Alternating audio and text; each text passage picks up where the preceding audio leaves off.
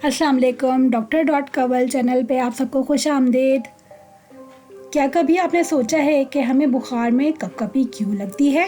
यकीनन ज़िंदगी में कभी ना कभी आपको बुखार ज़रूर हुआ होगा और कभी ना कभी आपका जिस्म बुखार के दौरान सर्दी से थरथराने भी लगा होगा। क्या आपने सोचा है कि ऐसा क्यों होता है? आज की वीडियो में हम इसके पीछे की साइंस को जानने की कोशिश करेंगे। हमारे जिस्म का नॉर्मल टेम्परेचर 37 डिग्री सेंटीग्रेड होता है। जब भी कोई वायरस या बैक्टीरिया हमारे जिस्म में दाखिल होता है तो हमारे जिस्म का दर्जा हरारत बढ़ जाता है, जिसकी वजह से वायरसेस और बैक्टीरिया ज़्यादा देर तक ज़िंदा नहीं रह पाते और मरने लगते हैं। बुखार पैथोजेंस के ख़िलाफ़ हमारे जिस्म का एक अच्छा इम्यून रिस्पॉन्स होता है।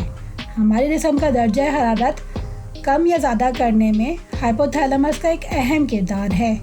हाइपोथैलेमस हमारे दिमाग का एक अहम हिस्सा है जो कि दर्जा हरारत को मेंटेन करता है।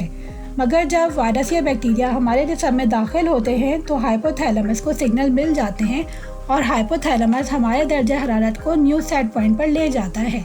जैसा फ़र्ज़ करें कि हाइपोथैलेमस 39 डिग्री सेंटीग्रेड के टेम्परेचर को सेट कर दे, जबकि अभी आपके जिस्म का टेम्परेचर 37 डिग्री सेंटीग्रेड ही है।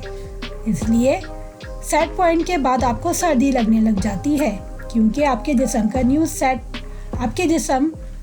न्यू सेट पॉइंट के मुकाबले में कोल्ड होता है।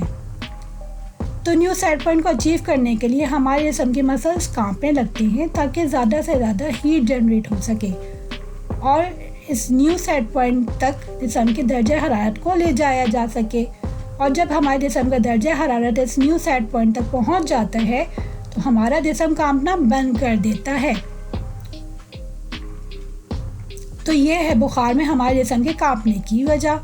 उम्मीद करती हूँ कि मेरी ये वीडियो आपको पसंद आई होगी और आपको काफ़ी आगाही भी मिली होगी।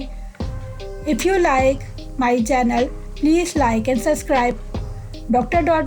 and share my videos with your friends and family. Thank you. Assalamu alaikum. Allah Hafiz.